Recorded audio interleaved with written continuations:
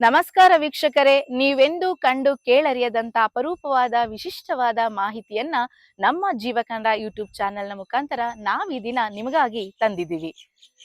ಕೃಷಿಗೆ ಅಂತೇಳಿ ಹಸುಗಳನ್ನ ಕಟ್ಟಿ ಸಾಕುವಂಥದ್ದಿತ್ತು. ಅದಾದ ನಂತರ ಜೀವನೋಪಾಯಕ್ಕೆ ಅಂತ ಹೇಳಿ ಹಸುಗಳನ್ನ ಕಟ್ಟಿ ಹಾಲನ್ನ ಮಾರಿ ಜೀವನವನ್ನ ನಡೆಸುವಂತ ಎಷ್ಟೋ ಯಶೋಗಾಥೆಗಳನ್ನ ನಾವು ತಿಳ್ಕೊಂಡಿದ್ದೀವಿ. ಆದ್ರೆ ಇದೊಂದು ಊರು ವಿಶಿಷ್ಟ. ಇಲ್ಲಿ ಹಾಲನ್ನೇ ಮಾರೋದಿಲ್ವಂತೆ. ಹಾಲನ್ನೇ ಮಾರದ ಮಾರ್ಗೋನಹಳ್ಳಿಯಲ್ಲಿ ನಾವು ಈ ದಿನ ಇದ್ದೀವಿ. ಈ ಊರಿನ ವಿಶೇಷತೆ ಏನು, ತಲತಲಾಂತರಗಳಿಂದ ಬಂದಿರುವಂತ ಈ ಆಚಾರ ಸಂಪ್ರದಾಯಗಳನ್ನ ಇಲ್ಲಿನ ಯುವಕರು ಕೂಡ ಪಾಲಿಸ್ತಾ ಇದ್ದಾರಾ, ಇದಕ್ಕೆ ಹಿರಿಯರು ಏನೆಲ್ಲ ಹೇಳ್ತಾರೆ, ಹಾಗೂ ಆ ಯುವಕರು ಕೂಡ ತಮ್ಮ ಅಭಿಪ್ರಾಯಗಳನ್ನ ಏನ್ ವ್ಯಕ್ತಪಡಿಸ್ತಾರೆ, ಬನ್ನಿ ಅವ್ರನ್ನೇ ಕೇಳಿ ನಾವೀಗ ತಿಳ್ಕೊಳ್ಳೋಣ.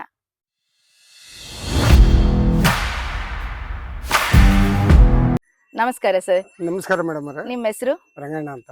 ನಾವು ಕೇಳಿದ್ದೀವಿ ಶತಮಾನಗಳಿಂದ ಈ ಊರಲ್ಲಿ ಹಾಲನ್ನೇ ಮಾರಿಲ್ಲ, ಯಾರಿಗೂ ಹಣಕ್ಕಾಗಿ ಹಾಲನ್ನ ಕೊಟ್ಟಿಲ್ಲ ಅಂತ. ಹಣಕ್ಕಾಗಿ ಕೊಟ್ಟಿಲ್ಲ ಮೇಡಮ್. ಇದು ಸತ್ಯನಾ ಸರ್? ಸತ್ಯ. ಪುರಾತನ ಕಾಲದಿಂದಲೂ ಓಕೆ. ಅದು ಆತರ ನಡ್ಕೊಂಡ್ ಬಂದೈತೆ ಶ್ರೀರಾಮ ದೇವರ ಇದ್ರಿಂದ.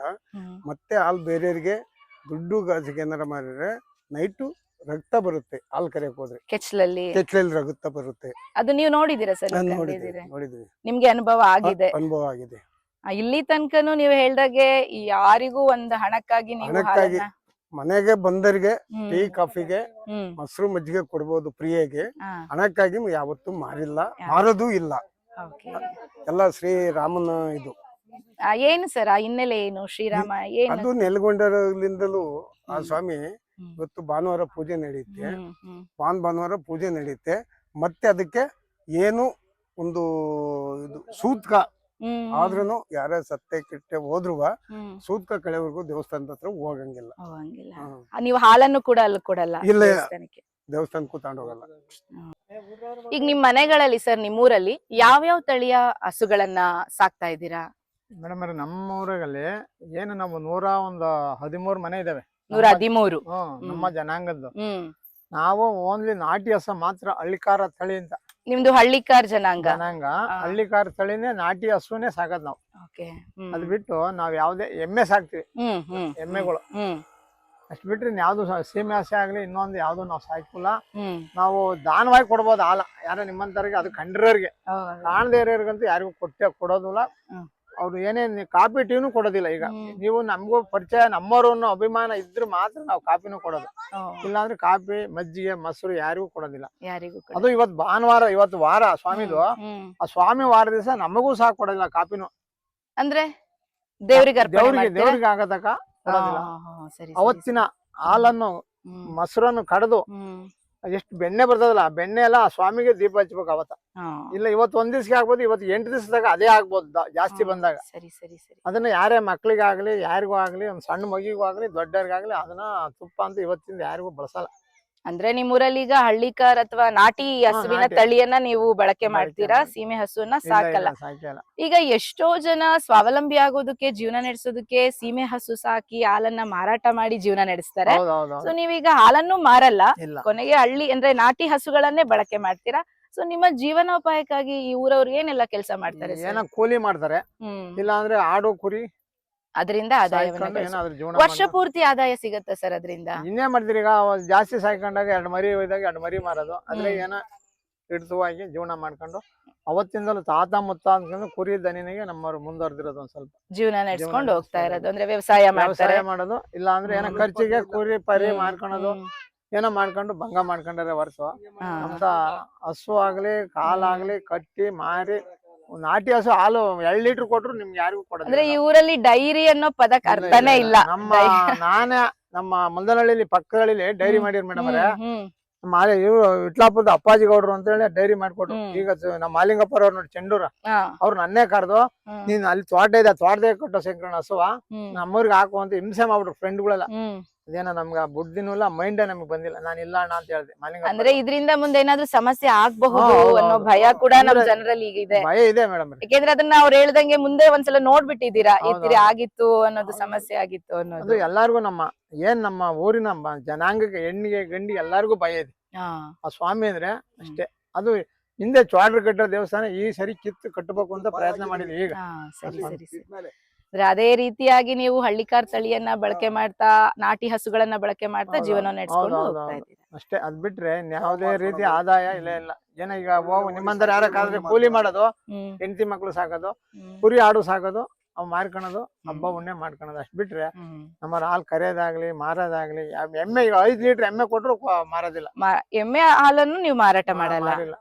ಓ ಸರಿ ಸರ್, ನಾಟಿ ಹಸು ಅಲ್ಲ, ಎಮ್ಮೆ ಇದ್ರು ನಾವ್ ಮಾರಲ್ಲ. ಹ್ಮ್ ಈಗ ಏನಾಗಿದೆ ನಮ್ಮಲ್ಲಿ ಏನಾಗಿದೆ ಅಂದ್ರೆ ಮೊದ್ಲೇ ಹಿಂದೆ ಆ ಜನಾಂಗ ಜಾಸ್ತಿ ಕಟ್ಕೊಂಡಿದ್ರು, ಹ್ಮ್. ಕುರಿ ದನ ಹ್ಮ್ ಎಮ್ಮುಗಳ. ಹ್ಮ್ ಈಗೆಲ್ಲ ಅಲ್ಪ ಸ್ವಲ್ಪನೇ ಅವರು ಕಮ್ಮಿ ಮಾಡ್ಕೊಂಡಿದ್ದಾರೆ. ನಾವು ಹ್ಮ್ ಹ್ಮ್ ಎಲ್ಲ ಕಾಯೋರು ಇಲ್ಲ, ಹ್ಮ್. ನೋಡೋರು ಇಲ್ಲ ಅಂದ್ರೆ 4 ಸಾಕೋದು 1 ಸಾಕೊಂಡಿದ್ವಿ. ಜಮೀನ್ಗಳೆಲ್ಲ ಪರವಾಗಿಲ್ವಾ? ಪರವಾಗಿಲ್ಲ. ಜೀವನ ಆದ್ರೆ ನಮ್ದೆಲ್ಲ ಕಾಡು ಜಮೀನೇ ಜಾಸ್ತಿ. ಹಾ. ಮಳೆಗಾಲ ಹೋಯ್ದ್ರೆ ಮಾತ್ರ ಬೆಳೆ ಬೋರ್ವೆಲ್ಗಳು? ಕಮ್ಮಿ ಮೇಡಮ್. ಈಗೆಲ್ಲ ಮಾಡಿದಾರೆ. ಹಾ, ಮೊದ್ಲಿಗೆಲ್ಲ ಬಾರಿ ಕಷ್ಟದಾಗಿದ್ರು. ಹೌದು. ಈಗ್ಲೂ ಎಷ್ಟೋ ಜಮೀನೆಲ್ಲ ಖಾಲಿ ಬಿದ್ದಾವೆ. ಹ್ಮ್. ಮಳೆ ಹೋಯ್ದ್ರೆ ಮಾತ್ರ ಬೆಳೆ. ಇಲ್ಲ ಅಂದ್ರೆ ಈಗ ನಾವು ಮೇಘದ ಮಳೆ ನೋಡ್ತಾ ಇದೀವಿ, ಹ್ಮ್. ಇಲ್ಲ. ಈಗ ಮುಂದೆ ಮುಂಗಾರು ಏನಾರ ಹೋಯ್ದ್ರೆ ಹೆಸರು ಕಾಳು ಚಿರ್ನಿ ಕಾಳು ಬೆಳೆದಿರುವ ವರ್ಷ ಒಂದೊಂದ್ ಮನೆಗೆ 2 ಫಲ 3 ಫಲ ಬೆಳೆಯರು. ಹ್ಮ್. ಈ ವರ್ಷ ಅದು ಇಲ್ಲ, ಮಳೆನೂ ಇಲ್ಲ, ಅದು ಹಾಕಿಲ್ಲ.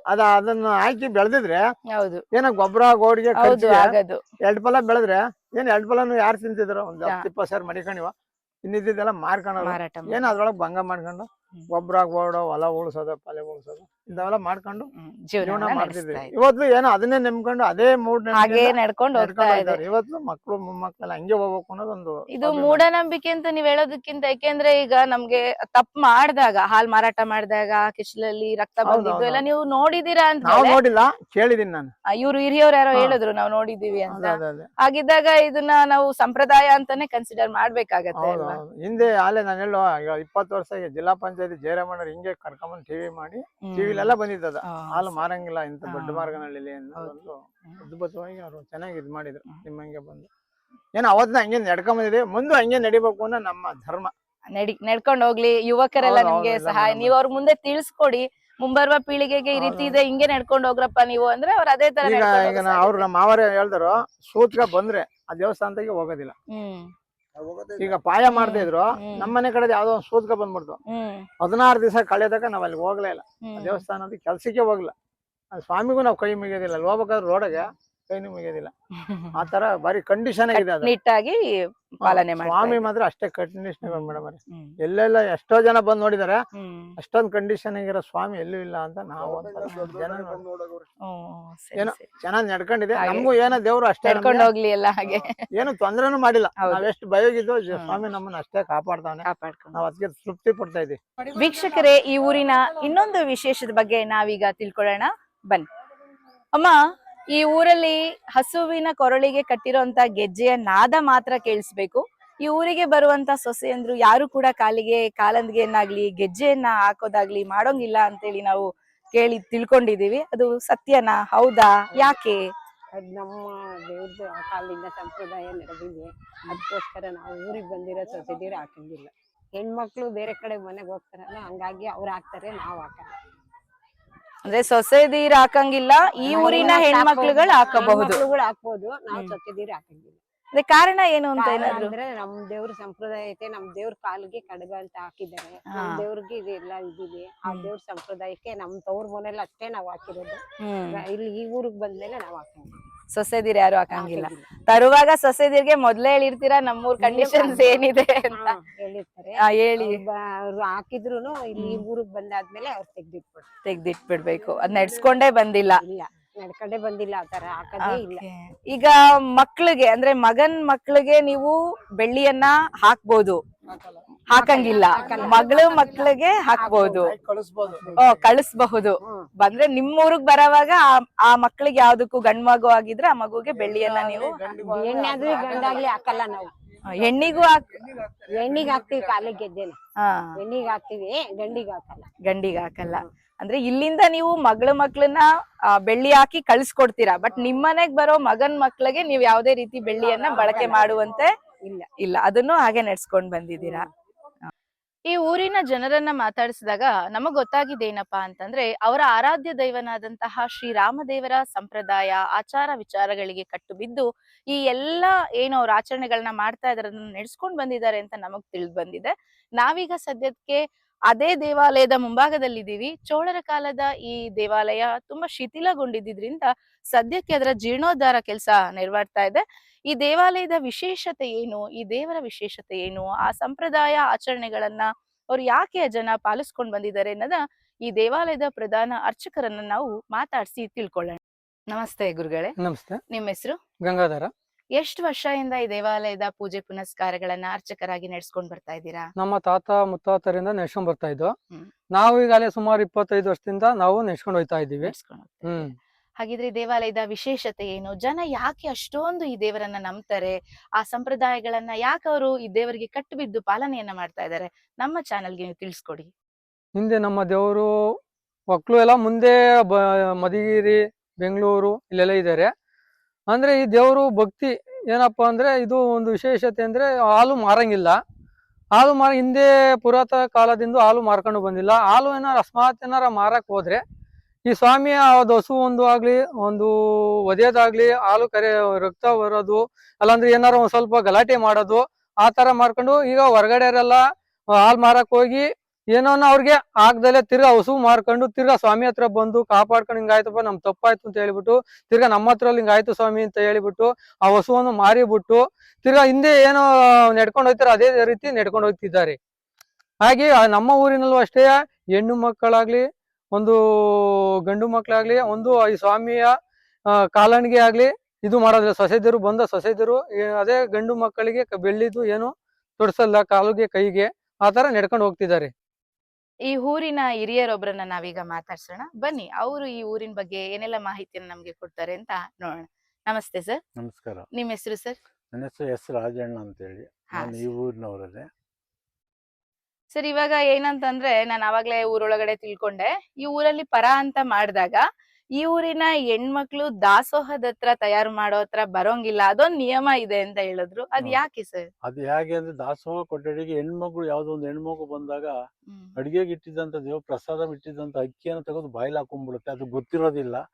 ಅವಾಗ ಅದು ಪ್ರಾಬ್ಲಮ್ ಆಗಿ ಅಲ್ಲೆಲ್ಲ ಉದ್ರೋದಾಗ ಅಂದಿನ ಸಂಪ್ರದಾಯದ ಇದುವರೆಗೂ ದಾಸೋಹ ಕೊಠಡಿಗೆ ಮಾತ್ರ ಬರಂಗಿಲ್ಲ, ಹೆಣ್ಮಕ್ಳು ಬರಂಗಿಲ್ಲ. ಆ ಸಂಪ್ರದಾಯ ಅಂದಿನ ಇಂದುವರೆಗೂ ನಡ್ಕೊಂಡ್ ಬಂದಿದೆ. ಸರ್, ಈಗ ನಾವು ತಿಳ್ಕೊಂಡಂಗೆ ಈ ಮಾರ್ಗೋನಹಳ್ಳಿ ಅನ್ನೋ ಒಂದು ಹಳ್ಳಿ ತುರುವೇಕೆರೆಗೆ ತುಂಬಾ ಬಾರ್ಡರ್, ಅಂದ್ರೆ ತುರುವೇಕೆರೆ ತಾಲೂಕಿನ ಕೊನೆಯ ಬಾರ್ಡರ್ ಅಲ್ಲಿ ಇರುವಂತದ್ದು. ಸೊ ಈ ಊರಿನ ಆರ್ಥಿಕ ಪರಿಸ್ಥಿತಿ, ಈ ಊರಿನ ಸ್ಥಿತಿ ಹೇಗಿದೆ ಸರ್? ಇದು ನಮ್ಮೂರು ದೊಡ್ಡಮಾರ್ಗನಹಳ್ಳಿ ಗ್ರಾಮ ಅಂತ, ತುರುವೇಕೆರೆ ತಾಲೂಕು, ಮಾಯಸಂದ್ರ, ತುಮಕೂರು ಜಿಲ್ಲೆಗೆ ಸೇರಿದ್ದು. ತುರುವೇಕೆರೆ ತಾಲೂಕಿನ ಗಡಿ ಭಾಗದಲ್ಲಿ ಇರತಕ್ಕಂತ ಒಂದು ಕುಗ್ರಾಮ. ಈ ಸಿಂಸಾ ನದಿ ಹರಿಯುತ್ತದೆ ಪಕ್ಕದಲ್ಲೇನೆ. ಈ ಊರಿನ ಗಡಿ ಭಾಗದಲ್ಲಿ ಇರತಕ್ಕಂತ ಗ್ರಾಮ ಆಗಿರೋದ್ರಿಂದ ಇಲ್ಲಿ ಯಾವುದೇ ಆಗ್ಲಿ ಶಾಲಾ ಕಾಲೇಜುಗಳಾಗ್ಲಿ, ವಾಹನ ಇದಾಗ್ಲಿ ಯಾವುದೂ ಸಹ ಸರ್ಕಾರದಿಂದ ಗಮನನೇ ಹರಿಸಿಲ್ಲ. ಸ್ವಾತಂತ್ರ್ಯ ಬಂದು 75 ವರ್ಷ ಕಳೆದ್ರೂ ಕೂಡ ಒಂದು ಆಸ್ಪತ್ರೆಗಳಾಗ್ಲಿ ನಿಯರ್, ಎಲ್ಲಿ ಹಾಸ್ಪಿಟ್ಲಿಗೆ ಹೋಗ್ಬೇಕಾದ್ರೆ 10 ಕಿಲೋಮೀಟರ್ 15 ಕಿಲೋಮೀಟರ್ ಹಾಸ್ಪಿಟ್ಲಿಗೆ ಹೋಗ್ಬೇಕು, ಬಸ್ ಸೌಕರ್ಯವಿಲ್ಲ. ಹೆಣ್ಮಕ್ಳಿಗೆ ಹೆರಿಗೆ ಸಮಯದಲ್ಲಿ ಅವ್ರಿಗೆ ಆಗತಕ್ಕಂಥ ಅನಾನುಕೂಲ ಎಷ್ಟು ಹೇಳಿದ್ರು ತೀರುದು. ಎಷ್ಟೇ ಬಾರಿ ಸರ್ಕಾರದ ಗಮನ ಸೆಳೆದ್ರು ಕೂಡ ಸರ್ಕಾರ ಯಾವುದೇ ತರ ಈ ಕಡೆ ಗಡಿ ಭಾಗಗಳಿಗೆ ಇದೆಲ್ಲೂ ಸುತ್ತಮುತ್ತ 10 ಕಿಲೋಮೀಟರ್ ದೂರ ಯಾವ ಆಸ್ಪತ್ರೆ ಇಲ್ಲ, ಕಾಲೇಜುಗಳಿಲ್ಲ. ಈ ತರ ಪರಿಸ್ಥಿತಿ ಇದೆ. ಇಲ್ಲಿ ಕೆರೆ ಕಟ್ಟೆಗಳಿಲ್ಲ, ನಮ್ಮ ಗ್ರಾಮಕ್ಕೆ ಮೇನ್ ಕೆರೆಗಳಿಲ್ಲ. ಮಳೆ ನೀರನ್ನೇ ಅವಲಂಬಿಸಿ ವ್ಯವಸಾಯ ಮಾಡ್ಬೇಕಂತ ಪರಿಸ್ಥಿತಿ ನಮ್ಮಲ್ಲಿ ನಿರ್ಮಾಣ ಆಗಿದೆ ಮೇಡಮ್. ಇಲ್ಲಿ ದೇವಾಲಯದ ನಿರ್ಮಾಣಕ್ಕೆ ಸರ್ಕಾರದಿಂದ ಏನಾದ್ರು ಅಥವಾ ಎಲ್ಲಿಂದ ದೇಣಿಗೆ ಎಲ್ಲ ಬರ್ತಾ ಇದೆ ಸರ್? ಯಾವ ರೀತಿ ದೇವಾಲಯ ನಿರ್ಮಾಣಕ್ಕೆ ಅಂತ ಹೇಳ್ಬಿಟ್ಟು ನಮ್ಮ ಗ್ರಾಮದಲ್ಲಿ ಒಂದು 110 ಮನೆ ಗ್ರಾಮ ಇದೆ. ಇದು ಚೋಳರ ಕಾಲದ ದೇವಸ್ಥಾನ ನಿರ್ಮಾಣ ಆಗಿರ್ತಕ್ಕಂಥದ್ದು. ಇದು ಸಂಪೂರ್ಣ ಶಿಥಿಲಗೊಂಡಿದ್ದು. ಇದು ನಮ್ಗೆ ಯಾರಿಗೂ ಗೊತ್ತಿಲ್ಲ ಇದು ಎಂತ ಕಾಲದ ನಿರ್ಮಾಣ ಆಯ್ತು ಅನ್ನೋದು. ಇದೆಲ್ಲ ಹಿರಿಯರು ಹೇಳ್ತಕ್ಕಂಥ ಮತ್ತೆ ಚೋಳರ ಕಾಲದಲ್ಲಿ ನಿರ್ಮಾಣ ಆಗಿರ್ತಕ್ಕಂಥ ಒಂದು ದೇವಸ್ಥಾನ ಸಂಪೂರ್ಣ ಶಿಥಿಲಗೊಂಡಿತ್ತು. ನಾವು ಗ್ರಾಮಸ್ಥರೆಲ್ಲ ನಿರ್ಧರಿಸಿ ಒಂದು ಶ್ರೀಧಾಮ ದೇವರ ಸೇವಾ ಸಮಿತಿ ಟ್ರಸ್ಟ್ ಅಂತ ಒಂದು ರಚನೆ ಮಾಡಿಕೊಂಡು ಸರ್ಕಾರದ ಗಮನ ಸೆಳೆದಾಗ ಧಾರ್ಮಿಕ ಮತ್ತು ದತ್ತಿ ಇಲಾಖೆಯಿಂದ 5 ಲಕ್ಷ ರೂಪಾಯಿಗಳ ಅನುದಾನವನ್ನು ಸಹ ಕೊಟ್ಟಿರ್ತದೆ. ನಮ್ಮ ಸಮಾಜದ ಹಿರಿಯರಾಗಿರ್ತಕ್ಕಂಥ ಸನ್ಮಾನ್ಯ ಶ್ರೀ ಕಾಂಗ್ರೆಸ್ ಮುಖಂಡರಾಗಂತ ಹಿರಿಯ ಮುತ್ಸದಿ ರಾಜಕಾರಣಿ ಶ್ರೀ KM ನಾಗರಾಜ್ ಅವರ ಒಂದು ಸಹಾಯದೊಂದಿಗೆ ಈ ದೇವಸ್ಥಾನ ಕೈಗೊಂಡಿದ್ವಿ. ಗ್ರಾಮಸ್ಥರೇ ಎಲ್ಲರೂ ಒಂದೊಂದು ಮನೆಗೆ ಇಷ್ಟು ಅಂತ ನಾವು ನಿಗದಿ ಮಾಡಿ ಸುಮಾರು 2 ಕೋಟಿ ರು ವೆಚ್ಚದಲ್ಲಿ ದೇವಸ್ಥಾನ ನಿರ್ಮಾಣ ಮಾಡಬೇಕು ಅಂತ ನಿರ್ಧರಿಸಿದ್ದು. ಈಗಾಗಲೇ ಕಾಮಗಾರಿ ಅರ್ಧ ಕಾಮಗಾರಿ ಪೂರ್ಣಗೊಂಡಿರ್ತದೆ. ಇಷ್ಟು ಈ ದೇವಸ್ಥಾನದ ನಿರ್ಮಾಣಕ್ಕೆ ನಾವು ಕೈಗೊಂಡಿರ್ತಕ್ಕಂಥ ಕ್ರಮ. ದಾನಿಗಳು ಕೂಡ ರಿಕ್ವೆಸ್ಟ್ ಮಾಡ್ಕೊತಾ ಇದ್ದೀವಿ, ಶ್ರೀ ರಾಮದೇವರ ಸೇವಾ ಟ್ರಸ್ಟ್ ಧನ ಸಹಾಯ ಮಾಡಿ ಎಲ್ಲರೂ ಸೇರಿ ಒಂದು ದೇವಸ್ಥಾನ ಮಾಡಬೇಕು ಅನ್ನೋದು ಒಂದು ಪ್ರೇರಣೆ ಆಗಿರುತ್ತೆ ಅಂತೇಳಿ ಎಲ್ಲಾ ಜನಗಳನ್ನ ನಾವು ಮನವಿ ಮಾಡ್ತಾ ಇದೀವಿ. ಅಂದ್ರೆ ರಾಮದೇವರ ಟ್ರಸ್ಟ್ ಅಡಿಯಲ್ಲಿ ಮತ್ತೆ, ನೀವು ಎಲ್ಲಾ ಸೇವಾ ಕಾರ್ಯಗಳನ್ನ ಮುಂದುವರ್ಸ್ಕೊಂಡು ಮುಂದುವರ್ಸ್ಕೊಂಡು ಹೋಗ್ಬೇಕು, ಹೋಗ್ತಾ ಇರ್ಬೇಕು. ಒಕ್ಕಲವ್ರನ್ನ ಭೇಟಿ ಭೇಟಿ ಮಾಡ್ಬೇಕು, ಮಾಡಿ ಅವರಿಂದ ಹಣ ಸಂಗ್ರಹಿಸಿ ಸಂಗ್ರಹಿಸಿ. ದೇವಸ್ಥಾನ ಮಾಡ್ಬೇಕು ಅಂತ ನಿರ್ಮಾಣ ಮಾಡಿದ್ವಿ. ಅಂದ್ರೆ ನನ್ಗೀಗ ತಿಳಿದಿದ್ದೇನು ಅಂತಂದ್ರೆ ಈ ಹಳ್ಳಿಗೆ ಪ್ರಾಥಮಿಕ ಆರೋಗ್ಯ ಕೇಂದ್ರದ ವ್ಯವಸ್ಥೆ ಇಲ್ಲ, ಶಾಲೆಗಳಿಲ್ಲ.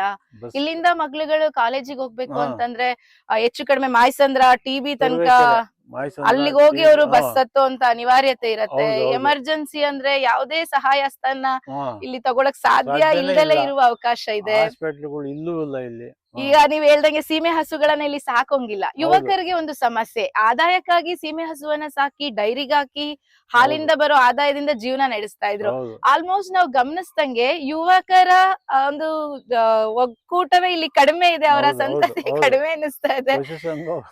ನಮ್ಮ ಮೂಲ ಕಸುಬು ಪಶುಸಂಗೋಪನೆ. ನಮ್ಮ ಪಶುಸಂಗೋಪನೆ. ಸಮುದಾಯದ ಮೂಲ ಕಸುಬು ಪಶುಸಂಗೋಪನೆ ನಮ್ದು.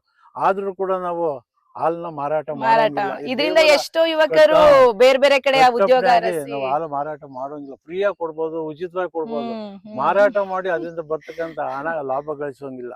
ಇದ್ರಿಂದ ಈಗ ಮೋಸ್ಟ್ಲಿ ನೀವ್ ಹೇಳ್ದಂಗೆ ಯುವಕರು ಬೆಂಗಳೂರು ಬೇರೆ ಬೇರೆ ಕಡೆ ಹಾ, ಉದ್ಯೋಗ ಅರಸಿ ಉದ್ಯೋಗ ಹೋಗ್ತಾ ಅರಸಿ ಬೇರೆ ಇದಾರೆ. ಕಡೆ ಹೋಗಿದ್ದಾರೆ. ವಯಸ್ಸಾಗಿರೋರು ಜಾಸ್ತಿ ಊರಲ್ಲಿ ಈಗಿರೋದು, ಹೌದು, ಯಾಕೆಂದ್ರೆ ಹೌದು, ಆದಾಯದ ಮೂಲವನ್ನ ಅರಸಿ ಅವ್ರು ಬೇರೆ ಕಡೆ ಹೋಗುವಂತ ಹೌದು. ಅನಿವಾರ್ಯತೆಗಳಿರತ್ತೆ. ಹೌದು, ಇದೊಂದು ಆಚಾರ ಸಂಪ್ರದಾಯವನ್ನ ಪಾಲಿಸ್ಕೊಂಡು ಎಲ್ಲೋ ಒಂದು ಕಡೆ ಆರ್ಥಿಕವಾಗಿ ಹ್ಮ್. ಏನು ಸಂಪ್ರದಾಯವನ್ನ ಪಾಲಿಸ್ತಾ ಆರ್ಥಿಕವಾಗಿ ಹಿಂದಿರೋಂತ ಸ್ಥಿತಿಯಲ್ಲಿ ಊರಿದೆ ಅನ್ನೋದು ಒಂದು ಅಭಿಪ್ರಾಯ ಕೂಡ ಹೌದು. ಹೌದು, ಖಂಡಿತ ಖಂಡಿತ. ಇಲ್ಲಿ ಯಾವುದೇ ಕೆರೆಗಳಿಲ್ಲ, ಅಣೆಕಟ್ಟುಗಳಿಲ್ಲ. ಮಳೆ ನೀರನ್ನೇ ಅವಲಂಬಿಸಿ ವ್ಯವಸಾಯ ಮಾಡ್ತಕ್ಕಂಥದ್ದೇ ಇಲ್ಲಿ ನಮ್ಮ ಮೇನ್ ಇದಾಗಿರೋದು. ಮಳೆ ನೀರನ್ನೇ ಅದೇ ಹಾ. ಈಗ ಮೇನ್ ಆಗಿ ಏನಂದ್ರೆ ಯುವ ಜನತೆಗೆ ಬೇಕಾಗುವ ಎಲ್ಲಾ ಸೌಲಭ್ಯಗಳಿಂದ ಆದಷ್ಟು ಈ ಊರು ಹಿಂದಿರೋದ್ರಿಂದ ಹೌದು, ಹೌದು. ಯುವಕರೆಲ್ಲ ಉದ್ಯೋಗ ಅರಸಿ ಹೋಗ್ತಾ ಹೌದು, ಇದಾರೆ. ಹೌದು. ಬೇರೆ ಕಡೆ ಹೋಗ್ತಾ ಇದ್ದಾರೆ. ಅದ್ರಿಂದನೇ ಮೋಸ್ಟ್ಲಿ ಆರ್ಥಿಕವಾಗಿ ಇನ್ನೂ ಹೌದು. ಹಿಂದಿರಬಹುದೇನೋ ಈ ಊರು ಅಂತ ಅನ್ಸುತ್ತೆ ಅಲ್ವಾ ಖಂಡಿತ ಸರ್? ಖಂಡಿತ ಇದೆ. ಹಾಗಂತ ನಾವು ಸಂಪ್ರದಾಯವನ್ನು ಬಿಟ್ಟು ಹೋಗಂಗಿಲ್ಲ. ಮುಂದೆ ಹೌದು. ಏನಾದ್ರೂ ಸಮಸ್ಯೆಗಳಾಗ್ಬೋದು ಹೌದು, ಅನ್ನೋದು ಹೌದು. ಒಂದು ಭಯ ಕೂಡ ಇರೋದ್ರಿಂದ ಸಂಪ್ರದಾಯ ಇಂಪಾರ್ಟೆಂಟ್. ದೇವರದಲ್ಲಿ ಬಹಳ ಆ ಸಂಪ್ರದಾಯ ಕಟ್ಟು ಬಿದ್ದು ಇದೆಲ್ಲ ಹಿಂದೆ ಹಾ, ನಡ್ಸ್ಕೊಂಡು ಹೋಗ್ಲೇಬೇಕು. ಪಾಲಿಸ್ಕೊಂಡು ಹೋಗ್ಲೇಬೇಕಾದ ಅನಿವಾರ್ಯತೆಯಲ್ಲಿ ಇದೆ. ಹೌದು ಈ ಊರಿನ ಜನ ಇರೋದ್ರಿಂದ ಹೌದು. ಸದ್ಯಕ್ಕೆ ಹೇಗಿದ್ಯೋ ಹಾಗೆ ಪರಿಸ್ಥಿತಿ ಮುಂದುವರ್ಕೊಂಡು ಹೋಗ್ತಾ ಇದೆ. ಹೋಗ್ಬೇಕು ಅಂತಿದೆ. ಆದ್ರೂ ನೀವ್ ಹೇಳ್ದಂಗೆ ಸರ್ಕಾರ ಆರ್ಥಿಕವಾಗಿ ಇಲ್ಲಿನ ಜನರಿಗೆ ಸಹಾಯವನ್ನ ಮಾಡ್ಲಿ, ಆ ಊರಿನ ಜನ ಇನ್ನಷ್ಟು ಮುಂದೆ ಬರ್ಲಿ ಅನ್ನೋದು ನಮ್ಮ ಯೂಟ್ಯೂಬ್ ಚಾನೆಲ್ ನ ಒಂದು ಆಶಯ ಕೂಡ ಆಗಿದೆ ಸರ್. ಧನ್ಯವಾದಗಳು Thank you, sir. thank you. Madam ನಮಸ್ತೆ. ನಮ್ದು ಸ್ಥಳೀಕರು ದೊಡ್ಡಮಾರ್ಗನಹಳ್ಳಿ ಅಂತ, ತುರುವೇಕೆರೆ ತಾಲೂಕು, ತುಮಕೂರು ಡಿಸ್ಟಿಕ್ಕು, ದೊಡ್ಡಮಲ್ಲಿಗೆರೆ ಪೋಸ್ಟು, ಮಾಯಸಂದ್ರ ಹೋಬಳಿ ಗ್ರಾಮದಲ್ಲಿ ಈ ನಮ್ಮ ಶ್ರೀರಾಮದಂದ್ರೆ ಇವನ್ ಬಗ್ಗೆ ಹೇಳ್ಬೇಕು ಅಂದ್ರೆ ಇಡೀ ನಮ್ಮ ತುರುವೇಕೆರೆ ತಾಲೂಕಲ್ಲಿ ಜನಕ್ಕೆ ಗೊತ್ತಿಲ್ಲ. ಈ ಅಪ್ಪನ ವೈಶಿಷ್ಟ್ಯ ಏನಂತ ಗೊತ್ತಿಲ್ಲ. ದಯವಿಟ್ಟು ಎಲ್ಲರೂ ತಿಳ್ಕೊಬೇಕು. ಇಡೀ ನಮ್ಮ ತುಮಕೂರು ಡಿಸ್ಟಿಕಲ್ಲಿ ಸುಮಾರು ಶ್ರೀರಾಮ ಅಂತ ಸುಮಾರು ದೇವಸ್ಥಾನಗಳವೆ. ಈ ಅಪ್ಪಂದು ಏನಪ್ಪ ಅಂತಂದ್ರೆ ನಮ್ಮ ದೇವಸ್ಥಾನದಲ್ಲಿ ಭಾನುವಾರ ನಾನ್ ವೆಜ್ ತಿನ್ನಂಗಿಲ್ಲ, ನಾನ್ ವೆಜ್ ಮುಟ್ಟಂಗೆ ಇಲ್ಲ. ಒಂದು ಪಶುಸಂಗೋಪನೆ ಮಾಡ್ತೀವಿ, ಬಟ್ ಹಾಲು ಯಾವುದೇ ಕಾರಣಕ್ಕೂ ಮಾರಂಗಿಲ್ಲ. ಅದೊಂದು ಈ ಅಪ್ಪನ ಉದ್ದೇಶದಿಂದ. ಆಮೇಲೆ ಒಂದು ಈಗ ನಮ್ಮಲ್ಲಿ ಹೆಣ್ಮಕ್ಳು ಇದಾರಲ್ಲ ಅವರು ಈಗ ಕಾಲಣಿಗೆ ಅಂತ ಬರುತ್ತೆ, ಚೈನ್ ಬರುತ್ತೆ, ಹಾಕೊಂಬೋದು, ಬೆಳ್ಳಿ ಸಾಮಾನು ಉಪಯೋಗಿಸ್ಬೋದು. ಸೊಸೆ ಆಮೇಲೆ ಸೊಸೆಂದ್ರೆ ಏನ್ ಬರ್ತಾರೆ, ಅದು ಯಾವುದೇ ಕಾರಣಕ್ಕೂ ಈ ಅಪ್ಪಂಗೆ ಇಷ್ಟ ಆಗಲ್ಲ. ಯಾವುದೇ ಬೆಳ್ಳಿ ಐಟಮ್ ಯಾವ್ದೋ ಕಾಲುಂಗ್ರ ಬಿಟ್ರೆ ಇನ್ನೊಂದು ಇದು ಚೈನ್ ಯಾವುದೇ ಕಾರಣಕ್ಕೂ ಹಾಕಂಗೆ ಇಲ್ಲ ಕಂಡೀಷನ್ಗೆ. ಅದು ಈ ಅಪ್ಪನ ವೈಶಿಷ್ಟ್ಯ. ಅದು ಹಾಕಿರುವ ಒಂದು ಏನಪ್ಪ ಅಂತಂದ್ರೆ ಅವ್ರಿಗೆ ಮನ್ಸಲ್ಲಿ ಒಂದು ಕಾಲಲ್ಲಿ ಗಾಯ ಆಗೋದು, ಇನ್ನೊಂದು ಮತ್ತೊಂದು ಅವ್ರ ಉದ್ದೇಶಪೂರ್ವಕ ಹಾಕೊಂಡ್ರು ಹಠ ಮಾಡಿ ನಾನು ಹಾಕೊತೀನಿ, ನನ್ಗೆ ಯಾವ್ದು ಇದಿಲ್ಲ, ಹಂಗಿ ಅಡೆತಡೆ ಇಲ್ಲ, ನಾನು ಹಾಕೋತೀನಿ, ಯೂಸ್ ಮಾಡ್ತೀನಿ ಅಂದ್ರೆ ಅವ್ರಿಗೆ ಈ ಅಪ್ಪ ಪವರ್ಫುಲ್ ಮ್ಯಾನ್ ಆಫ್ ಪವರ್ಫುಲ್. ಯಾಕೆಂದ್ರೆ ಇತಿಹಾಸದಲ್ಲಿ ಏನಂದ್ರೆ ಮೊನ್ನೆ ಈಗೊಂದು ಇನ್ಸಿಡೆಂಟ್ ಏನಾಯ್ತು, ಇದೇ ನಮ್ಮ ಗ್ರಾಮದ 5 ಕಿಲೋಮೀಟರ್ ವರ್ಕೇರಿ ಗ್ರಾಮದಲ್ಲಿ ನಮ್ಮ ಅಣ್ತಂದಿದ್ದಾರೆ. ಈಗ ಒಕ್ಲವ್ರೆ ಏನೋ ಒಂದು ಆದಿಯಲ್ಲಿ ಹೋಗ್ಬೇಕಾದ್ರೆ ಒಂದು ಸೌದೆ, ಏನೋ ಒಂದು ಮರದ ಸಾಮಾನು ಸೌದೆ ಒಂದು ಎತ್ಕೊಂಡು ಹೋಗ್ತೀವಿ, ತಗೊಂಡೋದ್ರು ಏನಕ್ಕೆ ಒಂದು ಐಟಮ್ಗೆ. ಅದು ಯಾವ್ದಕ್ಕೆ ಅಂದ್ರೆ ಅವ್ರದ್ದು ಮದುವೆ ಆಗಿದ್ದ ಒಂದು ಕರ್ನಾಟಕಕ್ಕೆ ಉಪಯೋಗಿಸ್ಕೊಂಡ್ರು. ಈ ಅಪ್ಪಂಗೆ ಅದಾಗ್ಲಿಲ್ಲ. ನಾನ್ ವೆಜ್ ಅಂದ್ರೆ ಆಗಲ್ಲ. ಆ ಉದ್ದೇಶಕ್ಕೆ ಅವರು ಆ ಸೌದೆ ಒಂದು ತಗೊಂಡು ಅಲ್ಲಿ ಹೋಗಿ ಉಪಯೋಗಿಸ್ಕೊಂಡಿದ್ಕೆ ಅವ್ರೇನ್ ಮಾಡಿರು, ಈ ಅಪ್ಪ ಕೊಟ್ಟಿದ್ ಹಿಂಸೆ ಅಲ್ಲ, ಹೋಗೋ ದಾರಿಲಿ ಆಕ್ಸಿಡೆಂಟ್ ಆಯ್ತು, ಇನ್ನೊಂದು ಮತ್ತೊಂದು ಹಲವಾರು ಘಟನೆ ನಡೆದು ಆ ಯಪ್ಪ ಜೀವನದಲ್ಲಿ ಜಿಗುಪ್ಸೆಗೊಂಡು ಇಲ್ಲಿ ಈ ಅಪ್ಪನ ಹತ್ರ ಕೇಳಕ ಬಂದಾಗ ಈ ತರ ಎಲ್ಲ ಸನ್ನಿವೇಶ ಆಯ್ತು, ಹಿಂಗಾಯ್ತು, ನಿನ್ಗೆ ಗೊತ್ತಿಲ್ಲ, ಇನ್ನು ಮುಂದಾರು ನೀನು ತಿಳ್ಕೊಂಡು ಇದೆಲ್ಲ ಯಾವ್ದು ಮಾಡಬೇಡ ಅಂತ ನೋಡೋ ಒಂದು ಉದಾಹರಣೆ ಅದಾಯ್ತಲ್ಲ. ಮತ್ತೆ ಇಲ್ಲಿ ಇಲ್ಲ ಸಾವಿರಾರು ಗಿಡಗಳವೆ, ಅಲ್ಲ ಸಾವಿರಾರು ಗಿಡಗಳವೆ ಇಲ್ಲಿ. ಇಲ್ಲಿ ಆಲ್ದ ಮರ ಇರ್ಬೋದು, ಹಳ್ಳಿ ಮರ ಇರ್ಬೋದು, ಬೇವಿನ ಮರ ಇರ್ಬೋದು.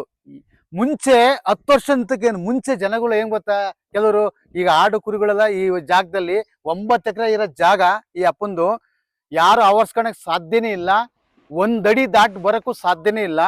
ಅಂತ ಜಾಗದಲ್ಲಿ ಏನ್ ಮಾಡಿರು, ಸುಮಾರು ಜನ ಏನ್ ಮಾಡಿರು, ಯಾಕೆಂದ್ರೆ ಈ ಅಪ್ಪ ಇರೋ ಜಾಗಕ್ಕೂ ನಮ್ಮೂರ್ಗೂ ದೊಡ್ಡ ಮರಗಳಿಗೂ ಡಿಫ್ರೆನ್ಸ್ 1.5 ಕಿಲೋಮೀಟರ್.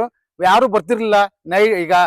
ಈಗ ನಾವು 4:30-5 ಗಂಟೆ ಪೂಜೆ ಮುಗಿದ ನಂತರ ಯಾರು ಬರ್ತಿರ್ಲಿಲ್ಲ. ಹಂಗಾಗಿ ಅಕ್ಕಪಕ್ಕರು ಆವರ್ಸ್ಕೊಂಡು ಈಗ ಮೇಕೆ ಕುರಿಗಳಿಗೆಲ್ಲ ಈ ಸೊಪ್ಪುಗಳನ್ನ ಕೀಳ್ತಿದ್ರು, ಇದ್ ಮಾಡ್ತಿದ್ರು.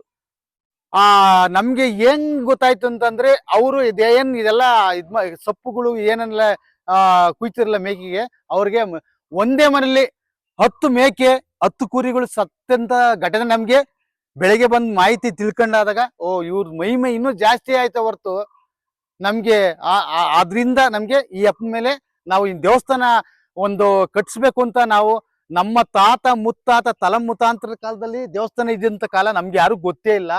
ಅದನ್ನ ನಾವು ಪುನರ್ಜೀವನ ಮಾಡ್ಬೇಕು ಅಂತ ಉದ್ದೇಶಪೂರ್ವಕವಾಗಿ ನಮ್ಮ ಬೆಂಗಳೂರಿನ ಯುವಕರೆಲ್ಲ, ಯಾಕೆಂದ್ರೆ ನಮ್ಮೂರಲ್ಲಿ ಗ್ರಾಮಸ್ಥರೆಲ್ಲ ಸೇರಿ ಒಗ್ಗೂಟಾಗಿ ಅಕ್ಕಪಕ್ಕದರೆಲ್ಲ ಸೇರ್ಕೊಂಡು ಇದನ್ನ ನೆರವೇರಿಸ್ಬೇಕು. ಇದನ್ನೇ ನಾವು ನಮ್ಮ ತುರುವೇಕೆರೆ ತಾಲೂಕಲ್ಲಿ ಈ ತರ ದೇವಸ್ಥಾನ ನಾವು ಕಂಡೇ ಇಲ್ಲ.